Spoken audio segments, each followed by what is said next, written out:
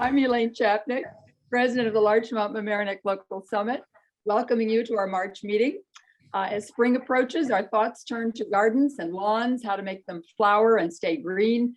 Today, we're going to learn about how to do that in the most sustainable way.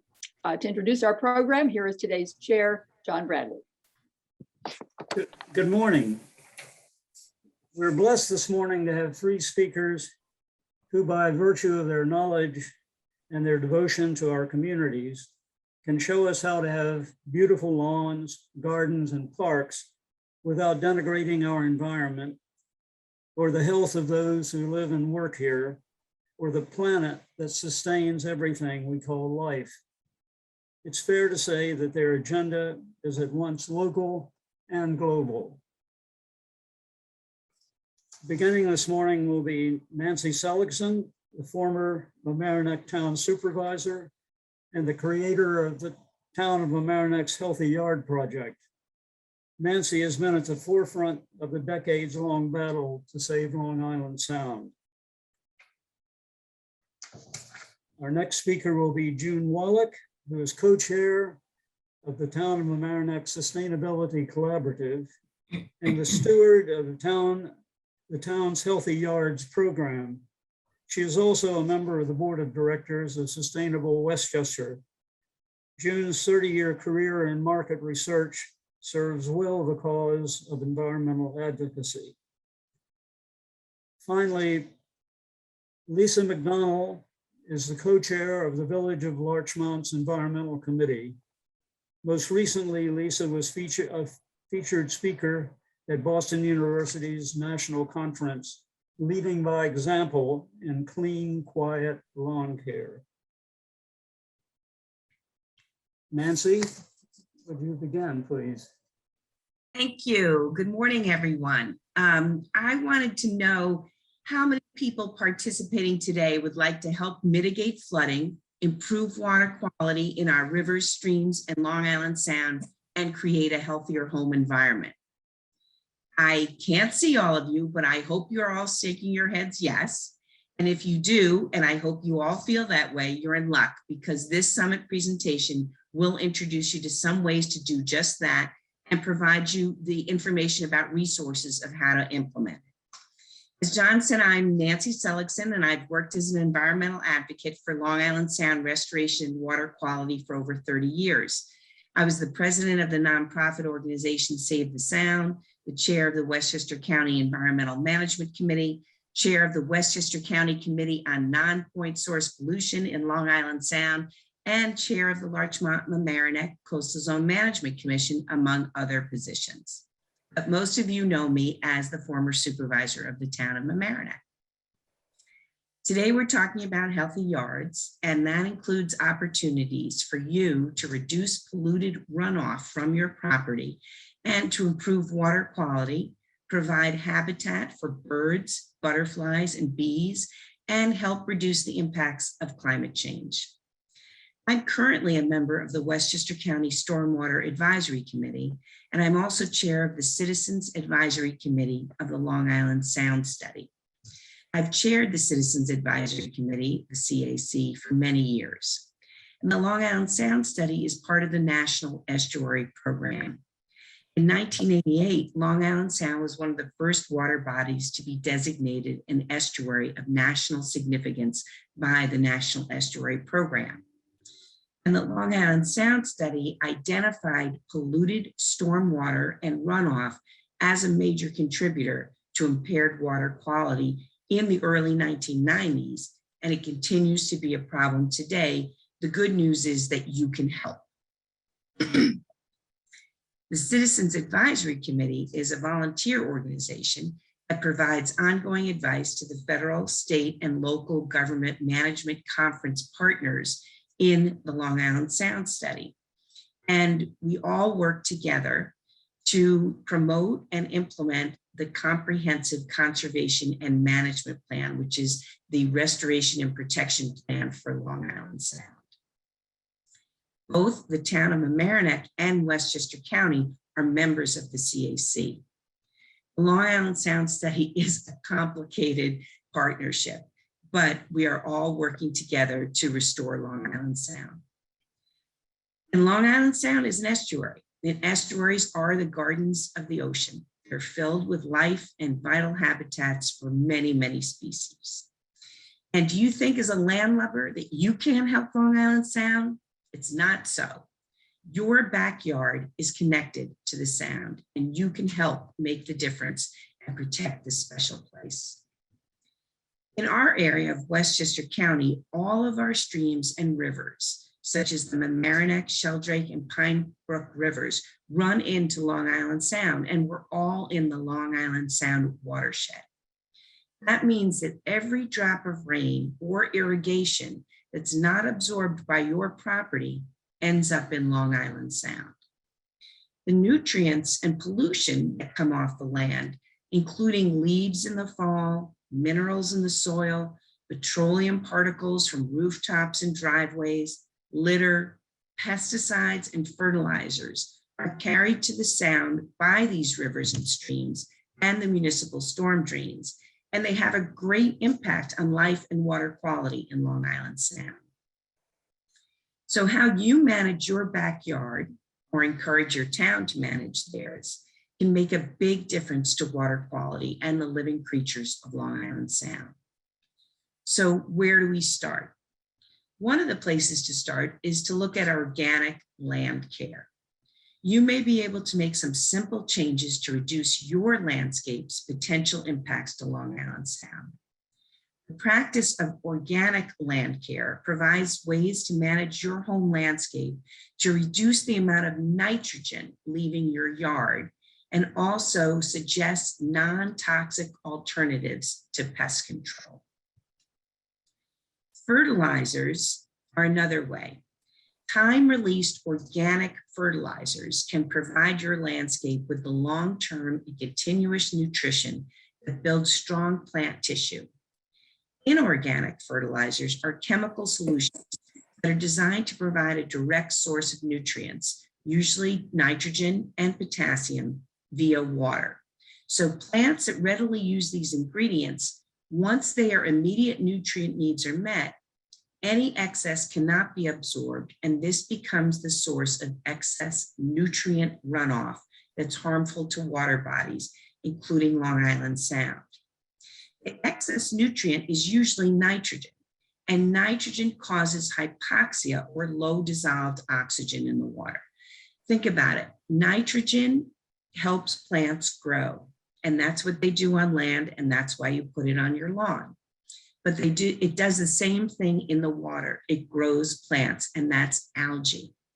And when those algae die and fall to the bottom of the water, their decomposition process actually uses oxygen. So they suck the oxygen out of the water and create a low dissolved oxygen situation, which is called hypoxia.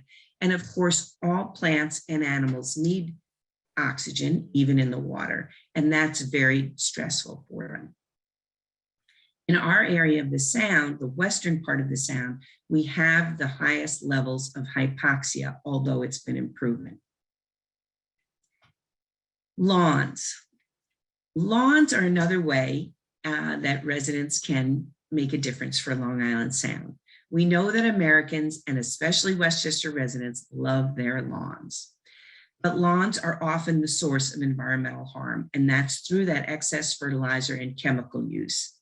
And they replace productive insect and wildlife habitat. Lawns are really a monoculture of one type of plant, grass. And lawns do not support lots of different wildlife and insect life. But lawns don't have to go away. We just need to think about our lawns a little differently, how we can maybe reduce them in places and eliminate harmful polluted byproducts from their traditional care. Even some simple, relatively easy practices, such as mowing high, leaving the grass a little higher, watering wisely, using compost and using the right grass for the right place can go a long way toward creating a sustainable, healthy lawn while protecting environmental resources. So lawn alternatives. You think, what else can I put in my lawn if it's not lawn? But increasingly, homeowners are seeking alternatives to traditional grass lawns. Wildlife meadows, alternative grass species that require less upkeep, alternative landscaping that includes planting shrubs, flowers, and even ornamental grasses that create important wildlife habitat are all techniques being used to reduce the size and the dominance of lawns. And if you're considering reducing your lawn, why not also make your yard a habitat-friendly place for local wildlife? Habitats provide homes for natural predators, such as ladybugs, birds, and frogs, that in turn reduce the need for pesticides. And of course, planting native species that are used to our Westchester growing conditions, are more resistant to disease and less dependent on additional food and water. Another thing to consider is gardens and buffer areas. Westchester, and especially in our area, has a multitude of small streams and waterways that eventually run into rivers and ultimately Long Island Sound. Because every waterway is connected in this way to the Sound, the stream in your backyard or down the road is an automatic conveyor belt for not only water, but also the potential pollutants that get into that water. So if you live next to a stream or know someone who does, consider creating a vegetated buffer to that stream, simply planting plants.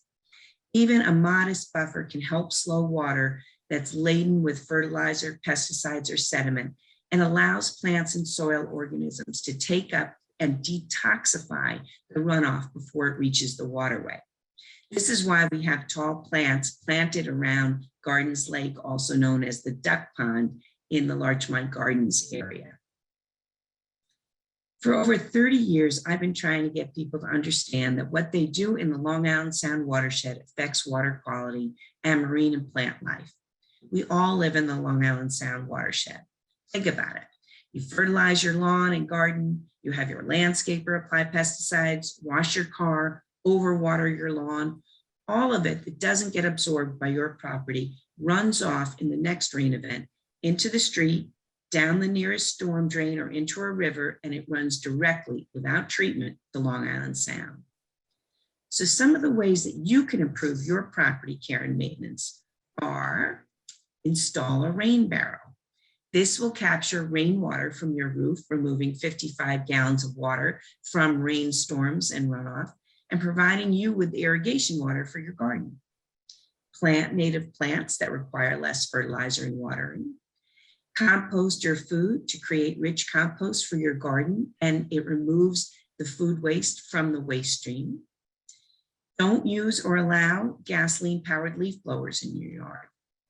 Mulch mow your leaves rather than remove them from your yard. This provides nutrients for the ground and plants and eliminates the mulching the leaves from the waste stream. Pick up the litter around your yard or around your house to beautify your own surroundings and prevent it from getting into the nearest waterway. Don't use pesticides and chemical fertilizers. Use organic products in limited amounts to prevent runoff. We all have the opportunity, and I would argue the responsibility, to care for our properties in ways that reduce environmental harm and promote a healthier environment for all creatures, especially for us humans. We're fortunate to have dedicated volunteers on the local municipal environmental committees in our 3 communities who are willing to teach, demonstrate, model, and advocate to fight climate change and improve our natural environment. I live at 7 Douglas Lane, and I haven't used fertilizers, pesticides, or leaf blowers in over 20 years. I don't think it looks too bad. So Lisa, can you please put the slide up?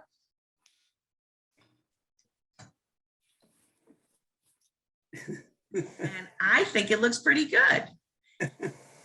I also have a rain barrel and composter that blend right into my whole area, my whole yard.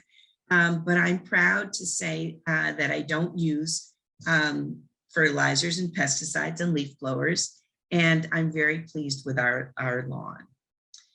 Next, you're going to hear from June Wallach and Lisa McDonald, who are chairs of their environmental committees in the town of Mamaroneck and the village of Larchmont. Both of them are dedicated volunteers, and they have the expertise and knowledge to guide you and all of us to improving our environment and creating healthier yards and combating climate change. And they're going to go into more detail.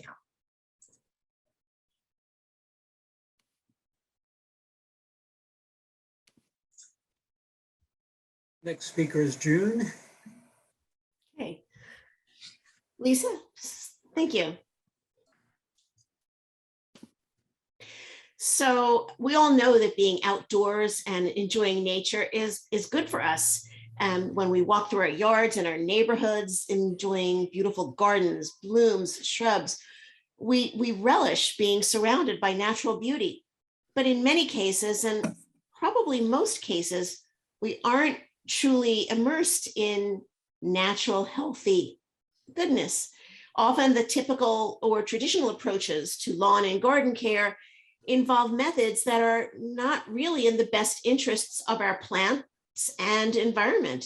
Even more concerning, we have learned through scientific studies that these common practices are hazardous to our own well-being. For example, use of pesticides. The chemicals we use to rid our yards of insects may or may not reduce the presence of bugs, but they are very likely to cause complications to our own health. Pesticides tend not to target specific pests. They can destroy all small life indiscriminately, including beneficial insects. And the health effect of pesticides depend on the type of pesticide. Some may affect our nervous system. Others may irritate the skin or eyes. Other pesticides may be carcinogens. Hormones or endocrine systems in our body are impacted, and kids and pets are especially vulnerable. They're closer to the ground and they tend to have skin contact with grasses and leaves. So the good news is switching to a safe, healthy yard is easy. The results are absolutely beautiful. There's no sacrificing any curb appeal. In fact, a healthy yard approach is most likely to yield plants that just thrive, and advantages may include a bit less work and less expense. And the bonus is a healthy yard may help you do your part to address climate change. So we 3 years ago, as an initiative of the Town of Mamaroneck Sustainability Collaborative, we launched the Larchmont Mamaroneck Healthy Yard Project. And in that time, hundreds of residents have taken the Healthy Yards Pledge to avoid or eliminate use of pesticides and herbicides or weed killers. So this is an idea that is gaining in acceptance and, in fact, demand. Slide.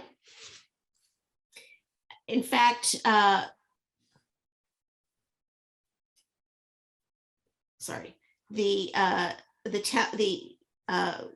Children's Environmental Health Center at Mount Sinai specifically says because pesticides are particularly harmful to children, they advocate against the use of pesticides for purely cosmetic and routine lawn care.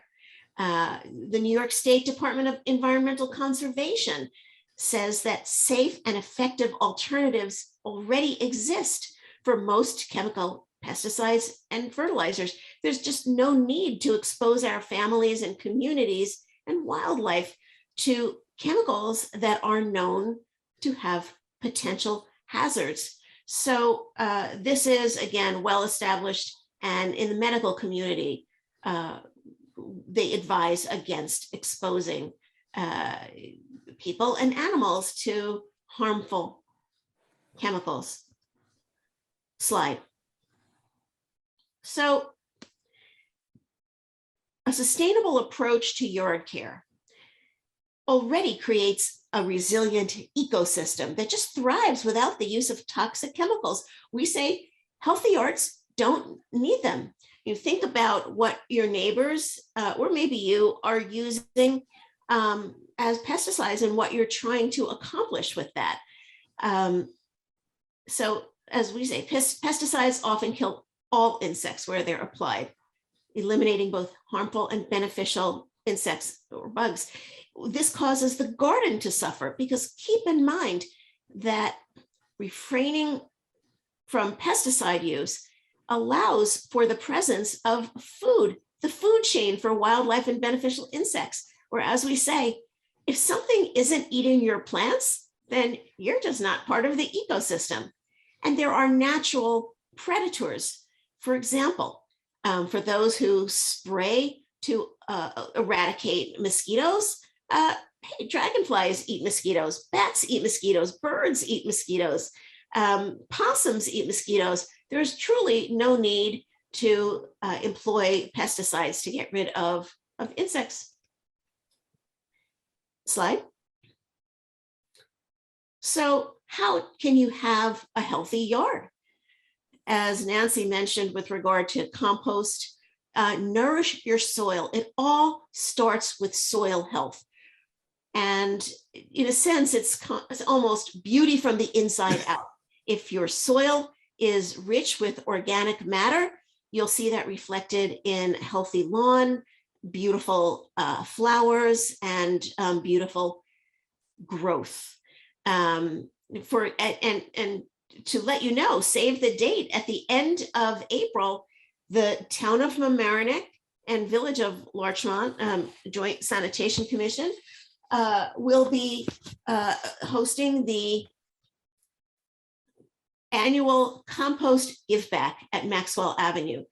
And this really celebrates the wonderful community spirit that we've seen of residents providing food scrap recycling at Maxwell Avenue. And that is converted to healthy compost. So at no cost to residents of the village of Larchmont and the town of Mamaroneck, you can head on over to Maxwell Avenue Recycling Center and help yourself to beautiful, healthy, rich compost. Bring your own shovel and you can take up to 35 gallons. So that's a generous amount of compost. It is going to improve your soil, introduce microorganisms that further break down into organic matter. In addition to compost, there are several other things you can add to your soil. As Nancy mentioned, grass clippings. When you cut the grass or have your lawn service trim your yard, just let those grass clippings fall right back into to the lawn. They are full of essentially natural fertilizer. Slide. Another way to have a healthy yard, Nancy mentioned, embrace native plants. Certain plants, trees, shrubs, flowers that are indigenous to our region require very little additional care. They support wildlife and they nurture important beneficial insects. Now, native plants can be flowers, such as our purple cone flower or echinacea on the left, which attracts bees, pollinators that we need to sustain our food chain. The second photograph shows milkweed, a very popular native plant. Only monarchs can only lay their eggs on milkweed. You'll see in the second photograph on the left, a little white spot. That's an egg that a monarch left, and that will turn into a beautiful caterpillar and eventually a beautiful butterfly. I find in my yard that native plants attract not just important insects, but beautiful birds. There's a yellow finch in the third photograph. And guess what? Native plants can nurture and feed us as well. Certain blueberries, for example, are native plants. And so really, we are just blessed with the availability in our region of beautiful native plants that enable healthy life. Slide.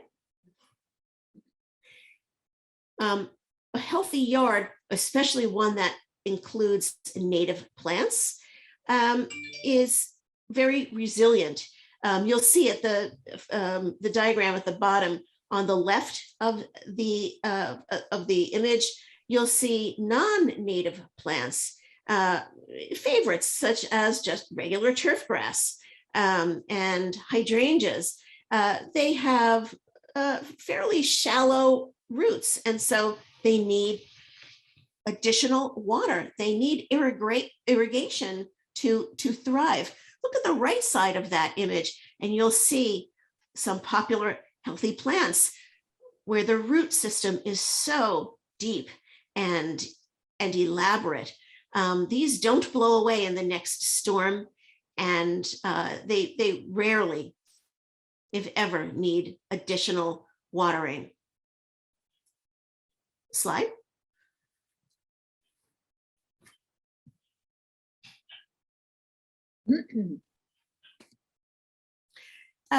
As well, Nancy mentioned about leaves. Leaves, especially the fall leaves that come down in such huge quantity, are a tremendously valuable resource for our yards.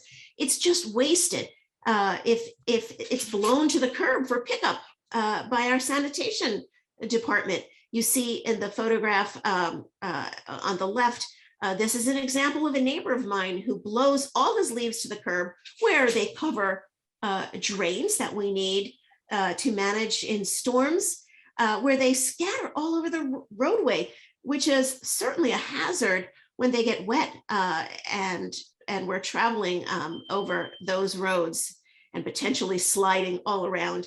The photograph on the right is an example of mulch mowing.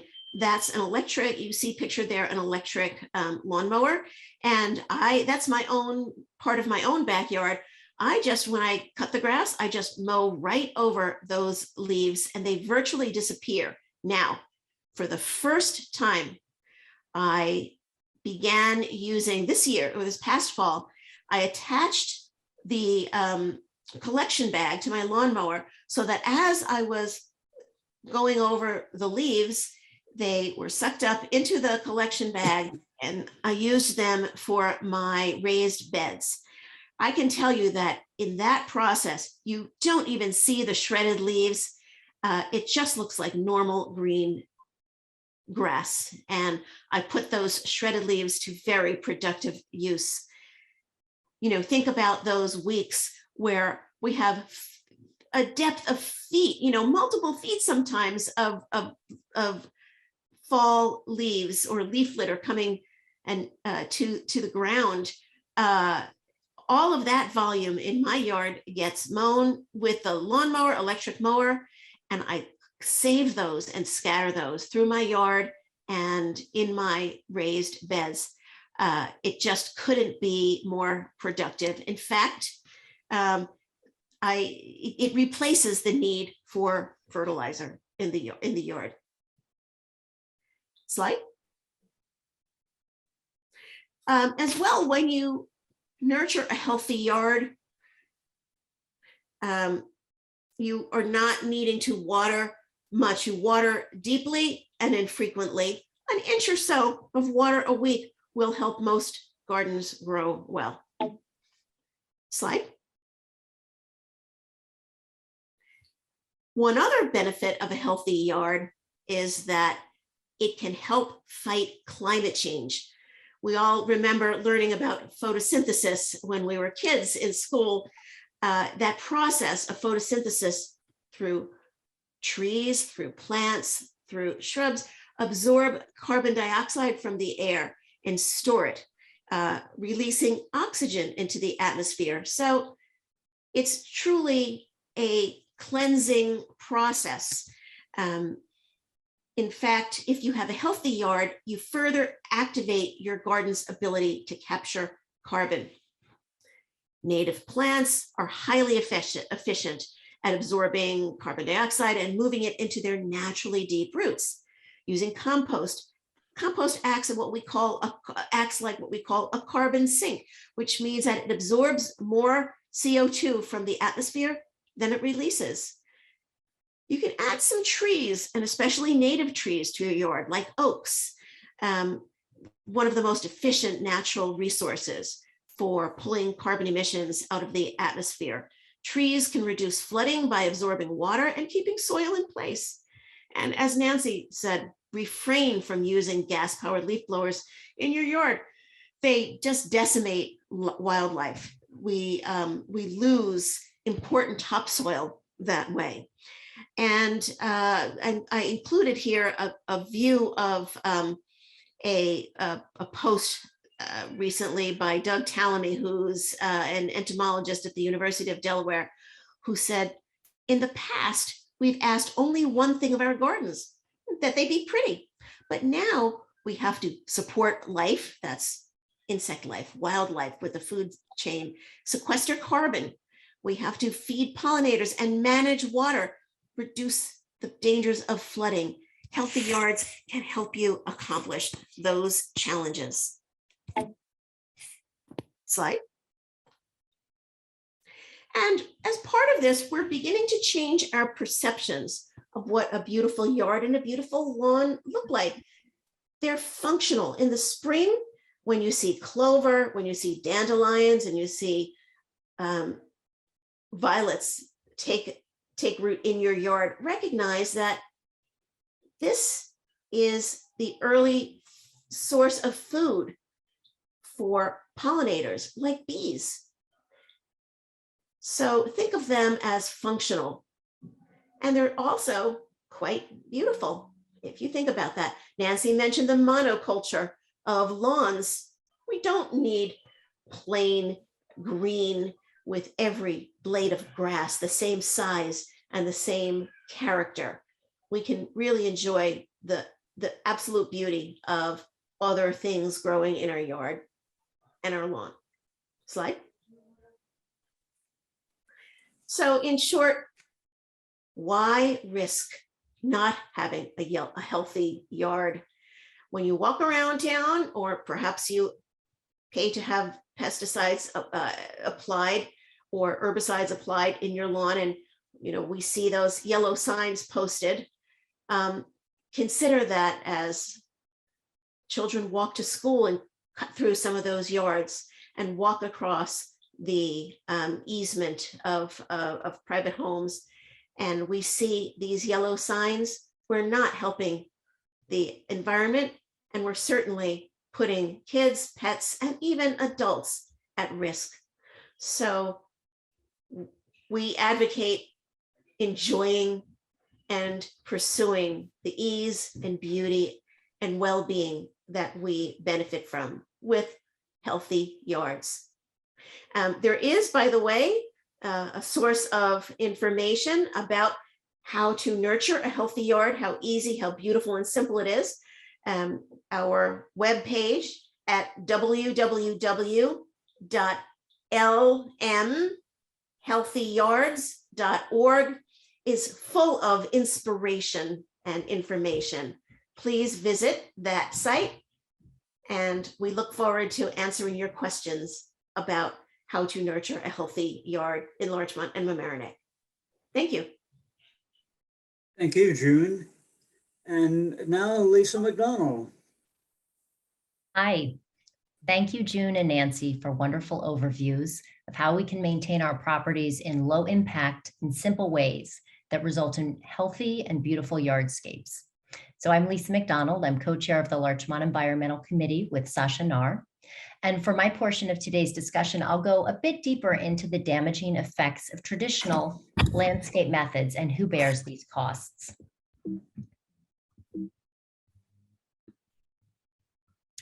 If you heard the latest Intergovernmental Panel on Climate Change report, you know that our climate crisis is much worse and impacting us much faster than originally predicted.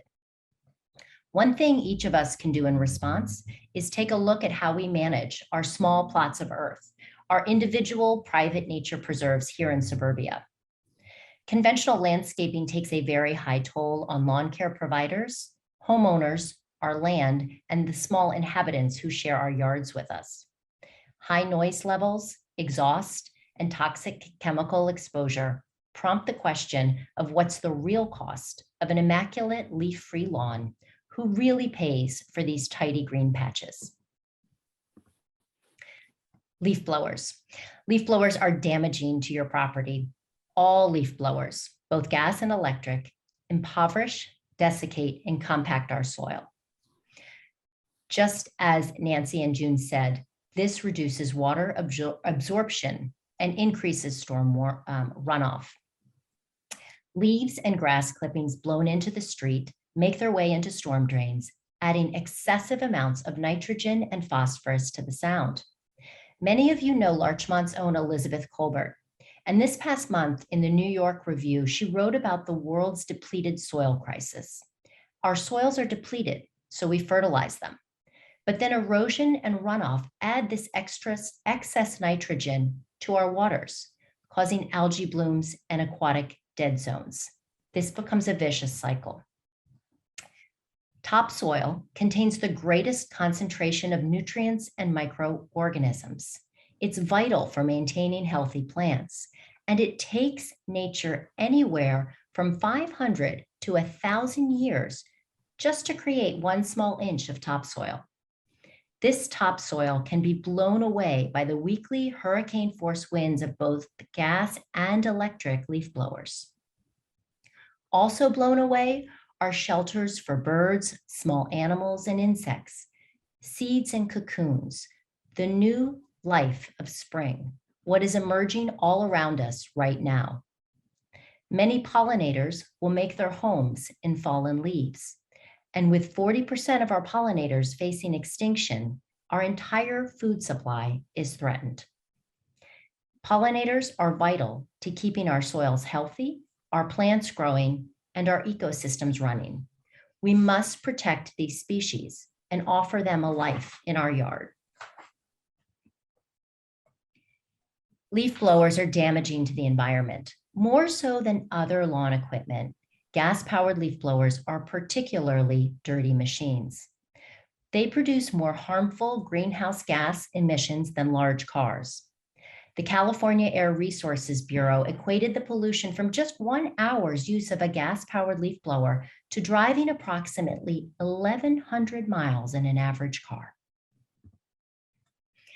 Leaf blowers are damaging to our health. We all have heard the loud, penetrating noise, but more than a disruptive nuisance, the noise is damaging.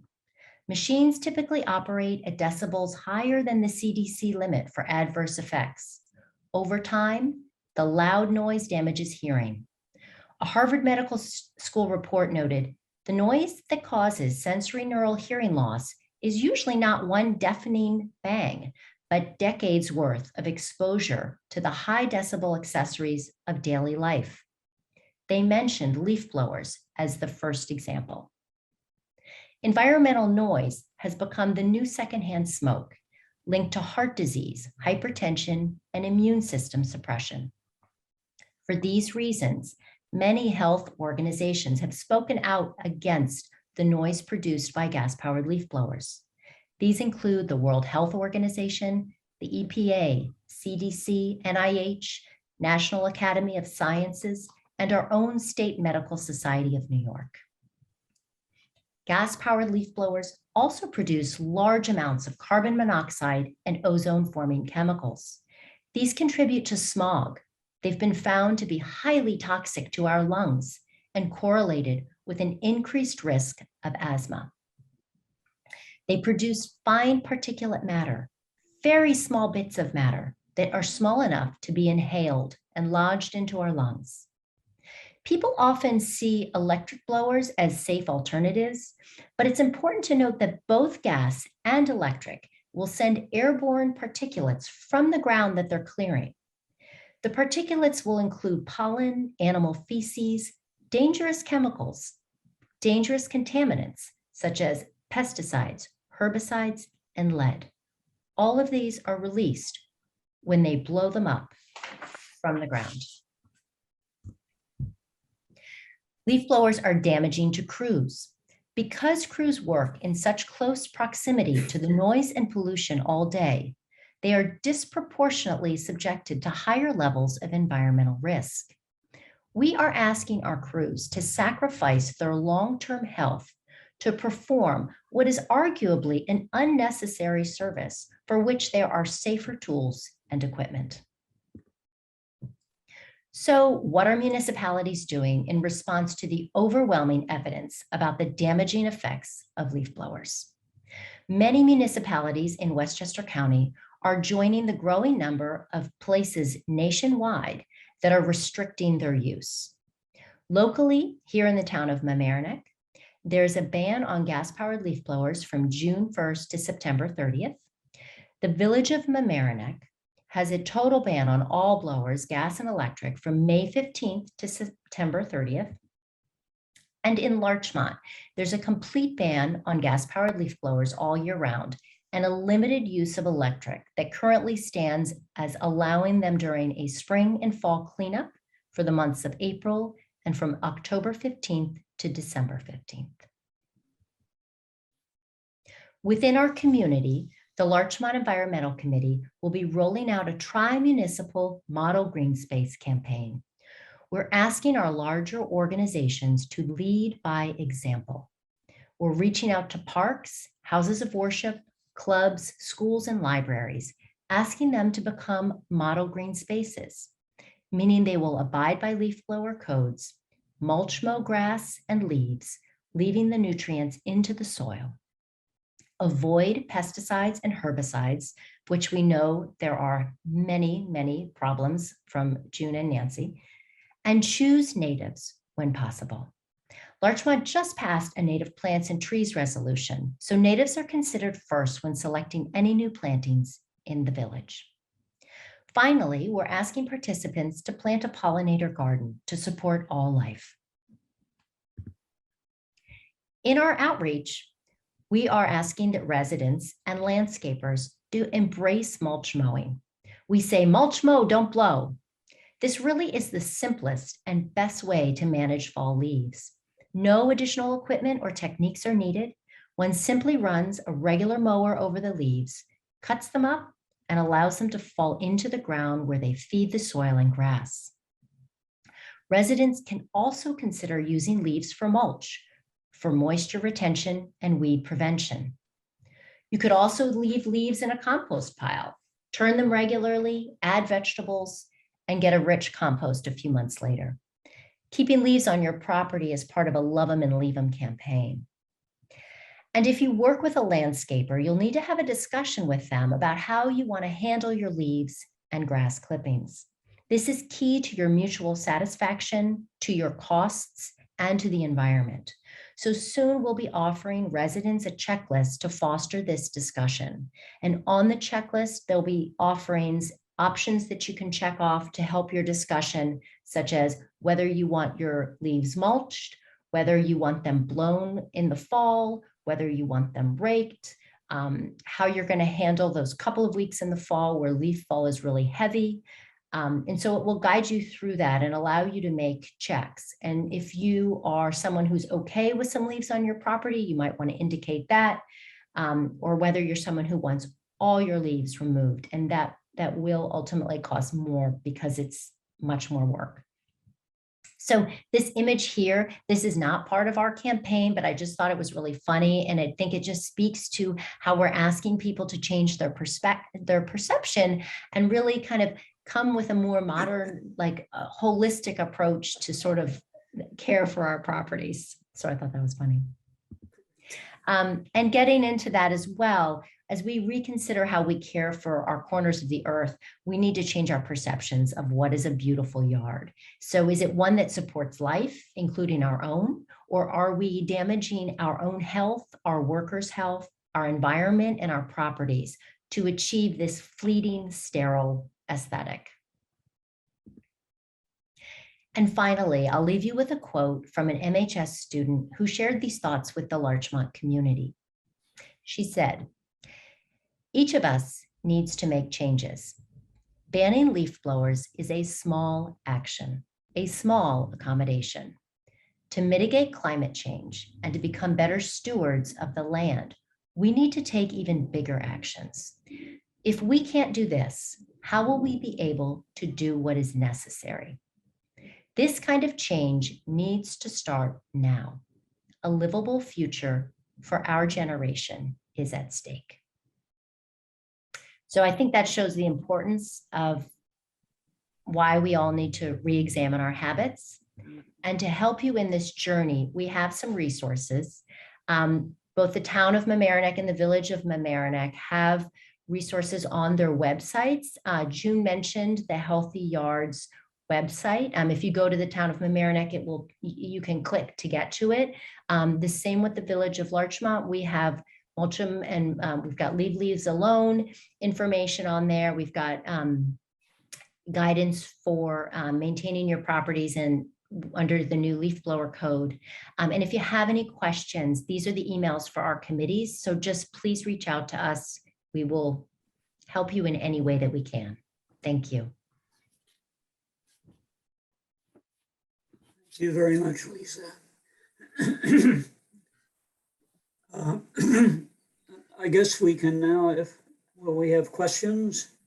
The questions can be handled by, at the bottom of your screen, you'll see a place where you can raise your hand.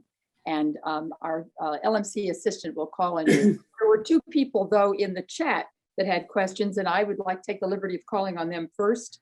That was Dominic Schmidt. Would you like to ask your question?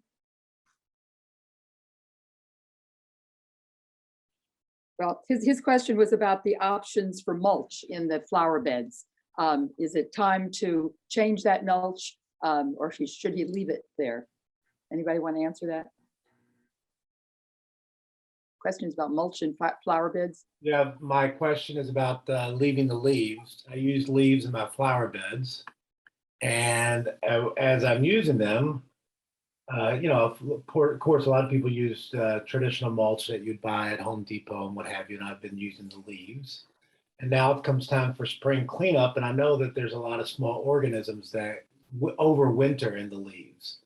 And so there's something about the timing, like what is the right time and how do you handle spring cleanup? I don't do fall cleanup anymore.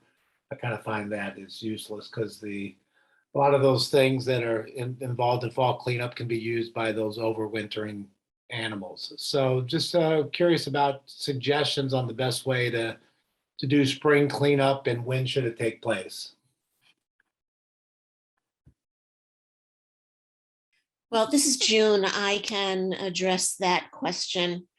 The general rule of thumb, Dominic, is to leave everything in place until the weather is consistently warmer, at least above 50 degrees, at which point insects and small creatures will emerge. I don't change my mulch and compost. I add more compost about once a year, and I usually refresh the mulch, but I don't end up really removing it. But the key is wait until warmer weather where it's consistently above 50 degrees to provide or to create less harm for living things. And excuse me, I'll add, there is a campaign which we haven't promoted or participated in yet, but it may be something our community wants to think about for the future. And it's called Nomo May. And I think the idea is that, even in May, there's life coming out and emerging. And so it is disruptive. And you kind of want to go as late in the season, like June said, where it's consistently warm until you disturb things. And so, yes, I would just echo that. We have somebody with a hand up, Ann Leffer. Unmute yourself. And unmute yourself to ask the question. Got it. Thank you. Good morning. Lisa, thank you very much for your background information. I'm actually having a lot of difficulty with a longstanding landscaper. It is actually extraordinarily high cost. It's not just a slight increase to take care of the lawns. So two things. I think we'd welcome that pamphlet you discussed if that could be posted, because the conversations are really one-sided right now in terms of the landscapers coming in with their bids. We're all signing contracts for the year, or typically we sign at the beginning of the year. So if that could get released, it would be very helpful. And the second thing to mention is there was a great event that you all hosted for landscapers earlier this month, and I'm not getting great feedback from that. I actually sent my landscaper, and they were very concerned about the lack of understanding on our town's part, our village's part, about the ability to swap equipment and use battery operated equipment. I think we're missing some of their big concerns in all this conversation. And I think that's one of the things that's factoring into what effectively for me is a tripling of my lawn prices this year. Yeah. And that's not sustainable. I think we have to really think about that as a community, because we're going to be opted out of by the landscaping community. So yes, so you bring up what was a workshop that was intended to help landscapers, and it didn't go as we had intended. We had a couple landscapers who really kind of took over, unfortunately distracted from the presentation, and we weren't able to give the presentation, frankly. So actually, unfortunately, they didn't get the information that we had intended for them to get. So we know that there is frustration and really, I would say, misunderstanding about what our messaging is. And so we're working with landscapers in focus groups this next year to review how the spring cleanup goes, and also to prepare with them for the fall. And, our message is not to change equipment. Our message is to work with what you have, which is mulch mowing. That is, like we said, it is simple. I mean, it is a change in practice for many of them, but they can use their traditional, it's what I've been doing for the last 5 years. You can use your traditional gas mower, roll over the leaves in the fall and shred them up. There are going to be a couple of weeks of heavy fall leaf drop where you'll need to go over with the mower a couple of times, or use an electric blower to move them, because there will be excess. So that is where we're saying, how much do you want to leave on your property? If you want everything removed, if you're looking to maintain it exactly to the same leaf-free aesthetic as you would with a gas-powered leaf blower, then it will cost more. But we are speaking with landscapers. This is not something that should triple your rate. It shouldn't. I mean, I've been doing this for the last 5 years with a very traditional gas landscaper, and my rates are exactly the same. So that's why there needs to be this discussion, because it's not really fair to come back and say, oh, well, it's just gonna triple what we have to charge you. It shouldn't. Yeah. I'm sorry, Lisa, can you jump on getting that out? Because we don't really have until the spring to make these decisions. I mean, rather until the fall to make these decisions. Okay. Landscapers are getting, signed up for now. Okay. And some of them are talking about leaving Larchmont clients. So I think the costs are rising quickly. And of course, it's at the worst possible times for costs to be rising for all of us. Right. So if we could just accelerate this, Yes. we're kind of winning, we're losing the battle here. We'll get it up on the Larchmont, the village website is where we'll post it with all of our other materials. And we're also sending out, we're also delivering flyers door to door to residents within the next couple of weeks. And so it's possible that we could deliver it with that. So I'll look into that, because that would be just every resident would definitely get it at their door then. Thank you. We have a question from Susan Mealy. Is there a list of local gardeners, landscapers who are already embracing best practices? So I can start with that. I don't know, June, if you want to add. So We have not maintained that for two reasons. Well, the main reason is that we don't want to encourage people to shift. We want people to work with who they have, if that's working with them, for them. We are kind of slowly, well, we are putting together a list of people who are trying to specialize in this more sustainable land care area. But in terms of, advocating any one particular company, we're not really comfortable promoting that. June, I don't know if you want to add to that. I would agree. I would just like to add that Sustainable Westchester, which is a county-wide nonprofit on which June sits on the board, and I was the past co-chair, does a lot of work as well in the more sustainable landscaping arena, and has information and resources about changing over to electric equipment. I know that's not exactly what we're talking about now, but it is another resource. We have another question from Karen Hall. From gardening perspective, add on top of the composted materials to keep the nutrients in the soil. Should we add it on top?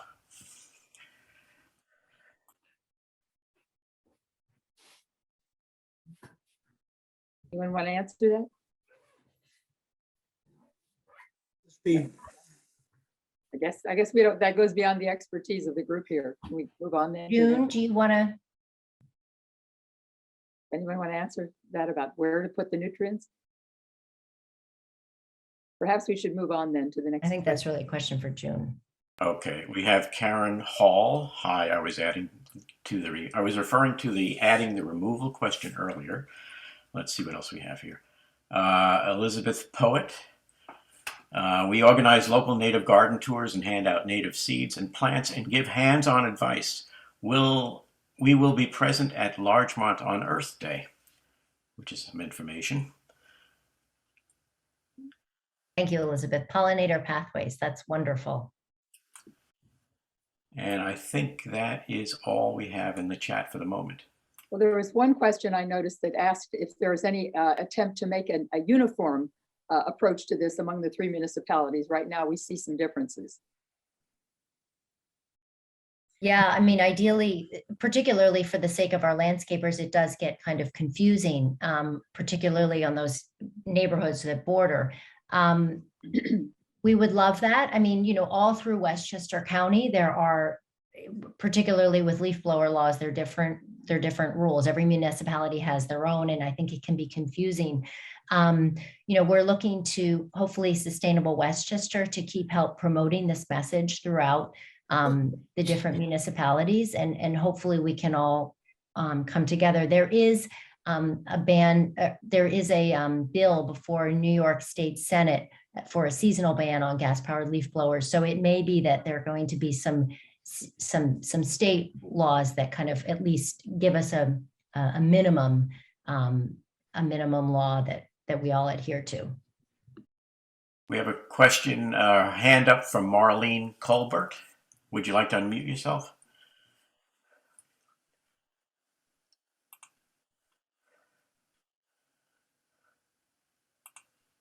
Marlene, where are you? Question, Marlene? Okay, I'm unmuted. Okay. I really don't have a question. I just want to reiterate what Lisa said about the student. If we can't do this one small thing in our communities to change the way we do lawn care, what is the chance for us to take care about our environment for our children and our grandchildren? I just think it's so significant, these little steps.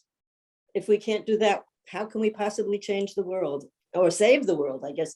So I just want to reiterate, for the sake of our children and our grandchildren, we've got to do something.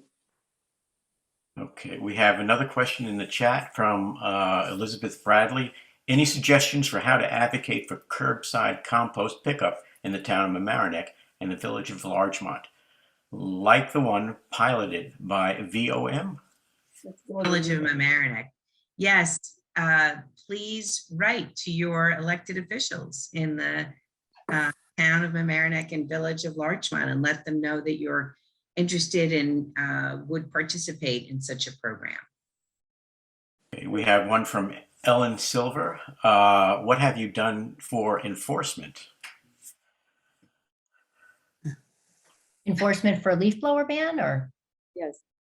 So we've worked really, really closely with the police over the last 10 years. The Larchmont Environmental Committee has. I can just speak for Larchmont. And in the last year, we've worked with them about, I mean, even in crafting the ban, we worked with them, and in setting fines. And they are very responsive. They take it very seriously, and they have a very good relationship with a lot of the landscapers, and it's been I would say it's been a big positive. But I would say, if you're looking to make any changes, engaging with the police is really, really important. I just want to add one quick thing too, getting onto what Nancy said about writing to your board. If you want different leaf blower laws in the community, if you want those to be harmonized, that's another thing that's important to write to your board. I mean, really anything, write to your board, write to your board. They want to hear from residents. They want to know what you're thinking. Just write to your board. I would add, in the town of Mamaroneck, we regularly spoke with the police about the importance of enforcing quality of life regulations and laws. And certainly the leaf blower law was one of them. So if you hear or see a leaf blower during the times of ban, which now in the village of Larchmont will be almost forever, anytime, and in the town of Mamaroneck between June 1 and September 30th, call the police, tell them where you see it, and the police will send out a car if they are addressing other, more crime-oriented issues. Please call the police. Marlene Colbert says, in Larchmont, homeowners are now subject to fines, not only landscapers. Okay, that's an interesting. So it's your responsibility as well. May I ask a question, please? I'm not sure about the mechanics of raising my hand and the rest. Go ahead.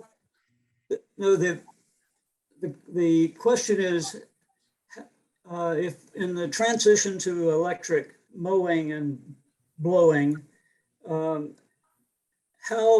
do we expect landscapers to keep their batteries charged? Will it be from idling trucks on the roadways or some other source? Will there be public sources of electricity available to landscapers? We have a hand up also. Rodman Reef, would you like to speak? Unmute yourself, please. Wait, can we get the answer to John's question first? Sorry. So, planning, if someone is transitioning their fleet to electric, they would plan their battery allotment for the day, just as they would have planned their gas allotment for the day. And so, they would come to the day with multiple batteries charged, and they would top up during driving or at client properties, at outside outlets. So that's also something that would be written on like a conversations with your landscaper checklist, the ability to charge at a property's home. Right now, there are not charging stations being contemplated, but certainly as we have landscaper focus groups and we talk about this, we could see if that is a need.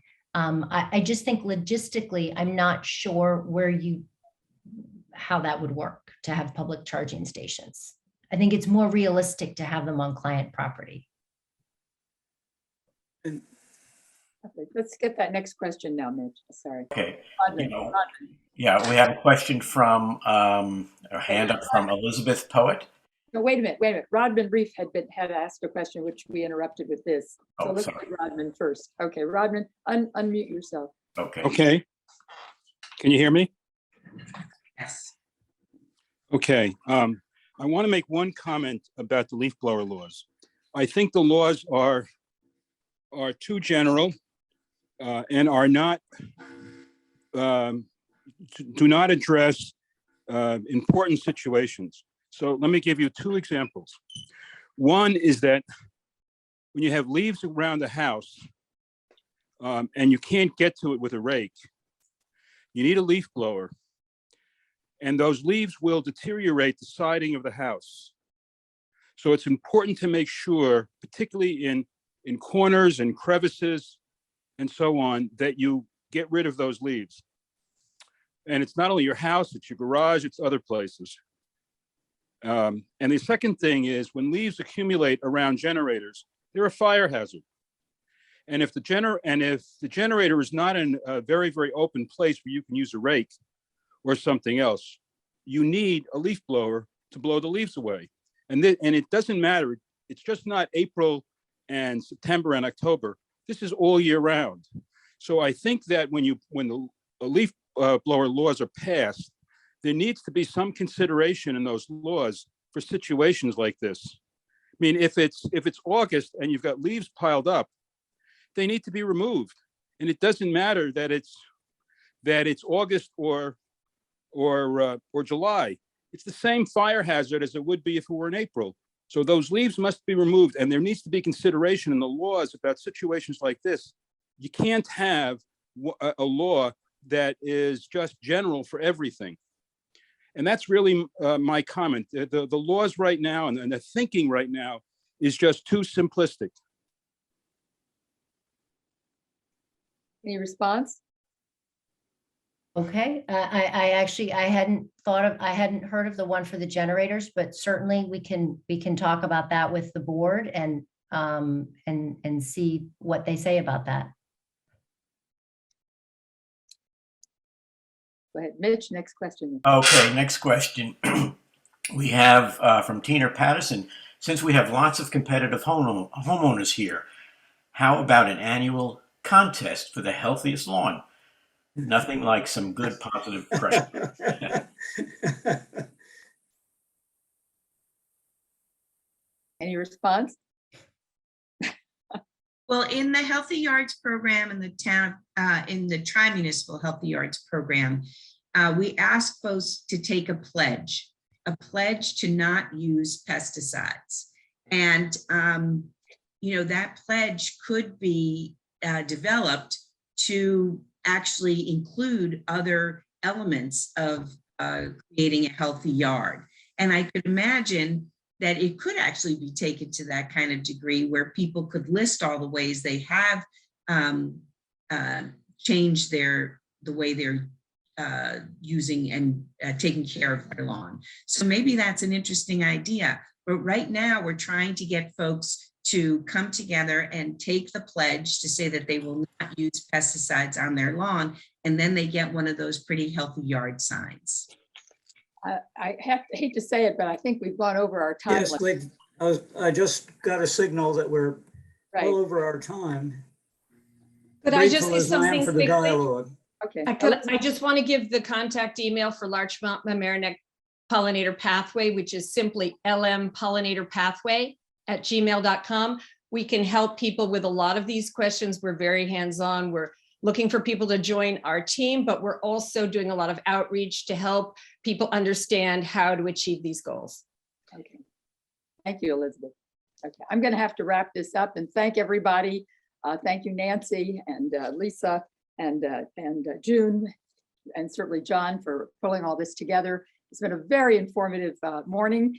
And thank you all. I hope to see you next month. Next month, because of the school holiday, our meeting is going to be on April 5th. And we will learn about the state of our schools from the superintendents of Mamaroneck and Rhinebeck.